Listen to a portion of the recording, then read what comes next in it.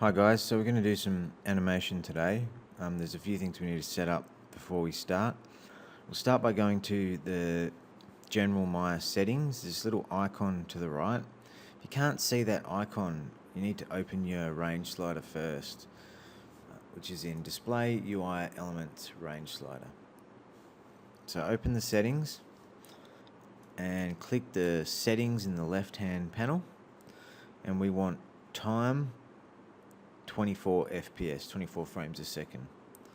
Go down to time slider and also playback speed, real time 24 FPS. So click save. Next, make sure your time slider and range slider are displayed. So I've created a project for us to work on. So I've left it in Mudlark and in LearnLine. You'll have to unzip it first. Once it's unzipped, point Maya in the right direction. So go set project, planetary_PR, and file open. I'm going to open solar_SC1. So this is the scene. A whole bunch of pre-textured planets all lined up in a row. I'm just going to do a quick test render just to give you a look at what they look like. Now that planet is glowing quite heavily. I've used a specific mental ray shader, and I'll show you that shader in the node editor. So go Window, Node Editor, click on the sun, right click in the workspace and go Graph Materials on Viewport Selection. So this is the shader network for that object. Just clear the graph with that little delete icon, select the moon. I want you to also have a look at the moon's shader network. We're going to start animating. Before we do that, we need to tell Maya that all these objects are now in their home position. So we want to zero them out. So select your objects one by one, open the channel box and go Modify, Freeze Transformations. And that zeroes out all the channels in the channel box. All the attributes are zeroed out. I'm just going to use the G key to repeat that on all my planets. So now they're all sitting at 0. So if I move one out somewhere and I want to get it back to where it was, I can just hit 0. Now what we're going to do here is animate the sun and parent this first planet to the sun. So the sun's animation will drag that planet round in a circle with it. Now if we just parent that to that, so I've just clicked that and shift selected that and hit P, that will work, and I can then animate this spinning around and it will drag the planet around with it. The problem with that is if I then want to add another section of animation to the rotate Y channel on that planet, I can't, because I've used up the rotate Y channel. It's got a keyframe connection. So I'm just going to do a simple workaround for that. We're going to create an empty group and put that planet in that empty group.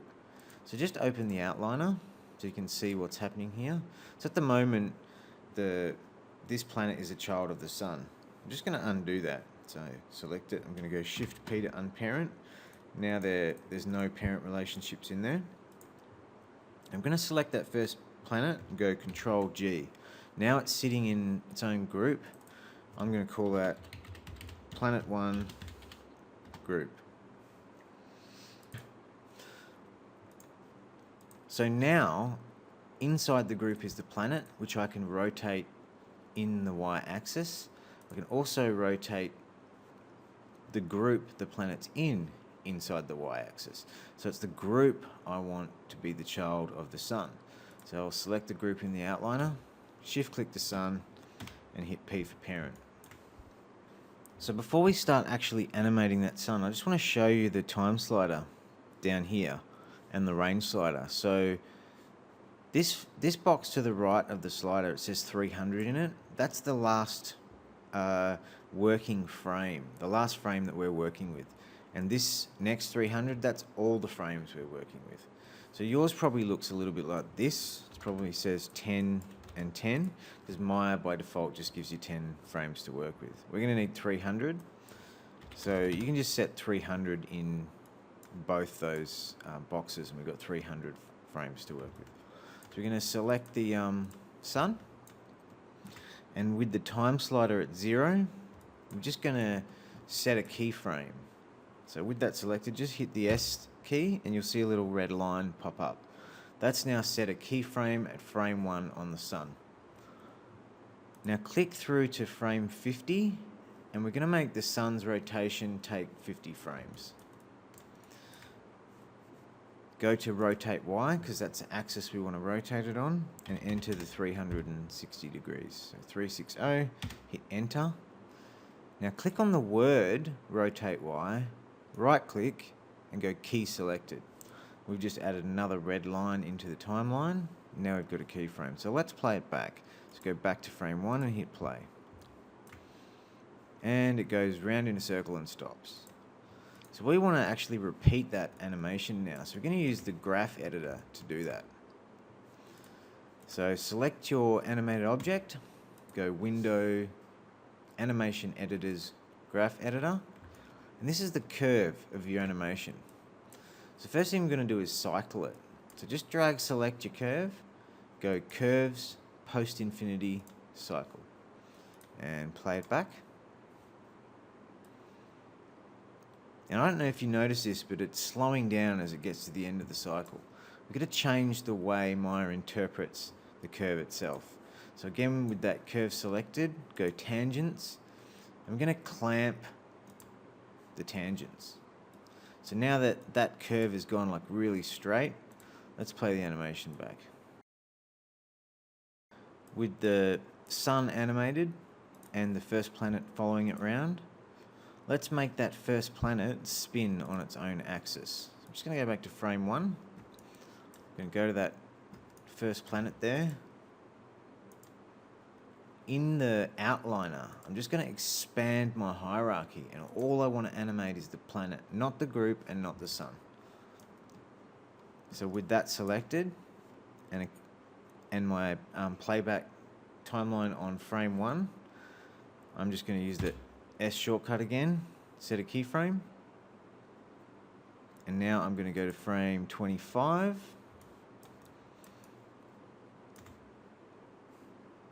and enter 360 in the Y-axis, right click, and key selected.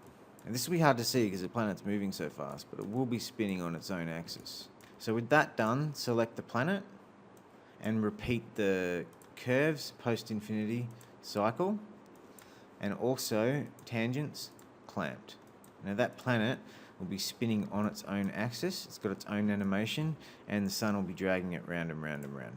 So I'm just going to animate that second planet out spinning on its own axis. So I'm going to grab it, select it on frame 1, hit the S key, and I'm going to go to frame, let's slow it down a little bit compared to the other one. Go to frame 50, go 360 in the rotate Y, right click, and key selected. I'm just going to play it back, and it spins and stops.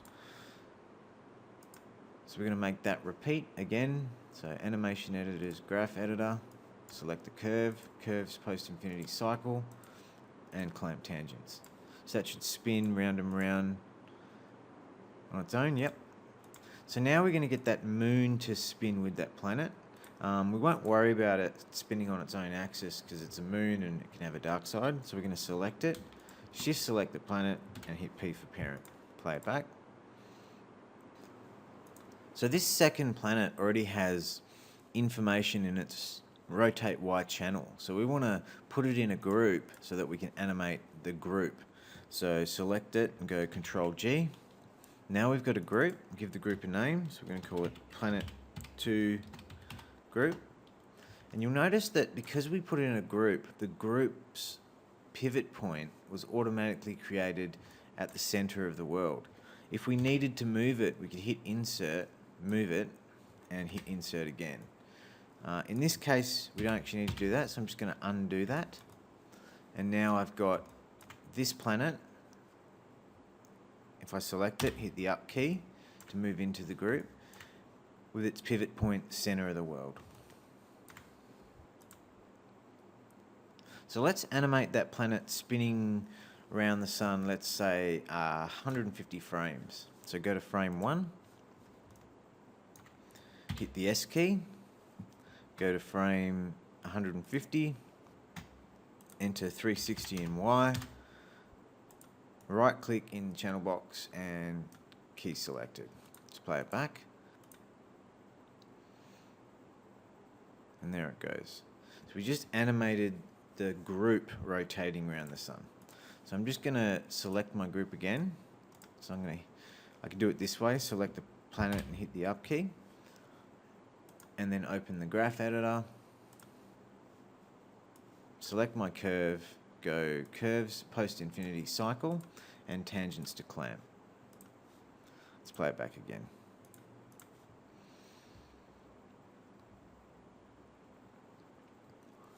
So with the sun, the first planet, and the second planet and its moon all animated, let's just do the last planet. I'll let you guys go ahead and do that third planet on your own, but I'll show you a different method to do that last one.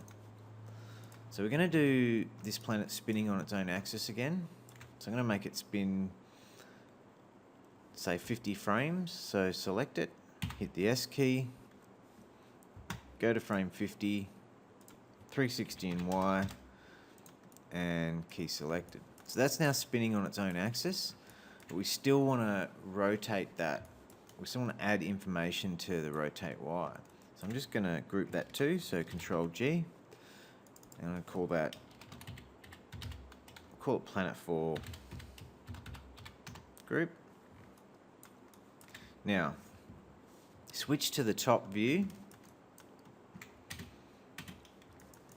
go to frame 1, and we're going to use a circle as a motion path for animation. So go create NURBS primitives circle. We're going to drag a circle out till it intersects with our planet. There it goes. So let's just switch back to perspective. So there's the planet and there's the circle. So we've got the circle ready to go. We're just going to make the planet ready. So select the planet, move up into its group, and we actually need its pivot point to be center of the planet, not all the way out where the sun is. So just go modify center pivot, and the pivot point of the planet's group will jump to dead center of the object.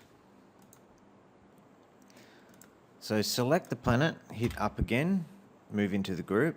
So you want to select the group, and what we're going to do is attach that group to this circle, and we're going to use the circle to create a motion path. So with the group selected, shift select the circle. In your menu set, make sure you're on animation, go to animate, motion paths, attach to motion path, and open the settings box and reset the settings. It gives you the option of choosing a start and end time. Let's just go time slider. We'll use the whole 300 frames. Make sure you always reset your settings in all the settings boxes attached to all tools. So click attach, and if you look in your viewport, you'll get a little number. The end frame number will actually show up in the viewport. So hit back and play your animation.